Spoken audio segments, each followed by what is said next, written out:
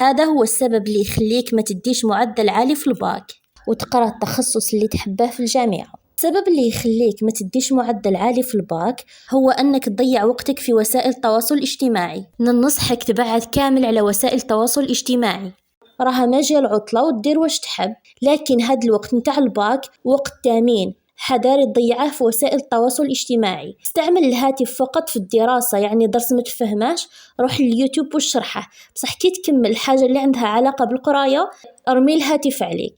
وكذلك من الأسباب اللي يخليوك ما تديش معدل عالي في الباك هو إهمال المواد الثانوية. في الباك باش تدي معدل عالي لازم تركز على كامل المواد، ما تهمل حتى مادة. وكذلك من الأسباب اللي يخليوك ما تديش معدل اللي راك متمنيه هو حل تمارين ولكن بفكرة واحدة. لازم عليك تحل تمارين ولكن بأفكار مختلفة. والخوف يعتبر أكبر عائق بالنسبة للطالب، وهو اللي ما يخليش يدي المعدل اللي يكون متمنيه. لازم عليك تثق في نفسك وفي قدرتك على النجاح والتفوق في الباك.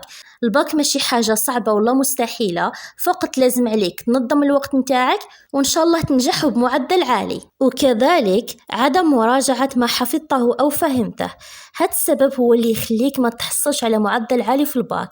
لازم عليك كل ما تحفظ حاجة ولا تفهمها تراجعها باش ما تنساهاش، خاطر إلا خليتها حتى يقرب الباك أكيد غادي تنساها. ومن الأسباب كذلك اللي يخليوك ما تحصلش على معدل عالي في الباك هو أنك ما تطرحش الأسئلة في الحصة على الأستاذ نتاعك. لازم عليك دائما في الحصة الحاجة اللي ما تفهمهاش في الدرس طرح الأسئلة على الأستاذ نتاعك، هكا تفهم الدرس نتاعك وما تنساهش وما يبقاش عندك أي إشكال. وكذلك إهمال الدراسة من بداية الفصل الدراسي يعتبر أكبر عائق يخليك ما تحصلش على معدل عالي في الباك. لازم عليك تبدأ القراية من بداية الفصل الدراسي، لأنه مستحيل تخلي عام كامل وتجي حتى الفصل الأخير عادة وتبدأ تقرأ، مستحيل تدي معدل عالي. صح تقدر تدي الباك ولكن ماشي بمعدل عالي. لهذا ننصحكم إلا حابين تديو الباك بمعدل عالي وتقراو تخصص مليح في الجامعة، ننصحكم تبداو تقراو من بداية الفصل الدراسي. نتمنى يفيدكم الفيديو نتاع اليوم، ونتمنى ما تخليوش هاد الأسباب تكون عائق بالنسبة لكم باش تحققوا الحلم نتاعكم وتقراو التخصص اللي راكم متمنينه في الجامعة. نتمنى لكم التوفيق والنجاح والتفوق.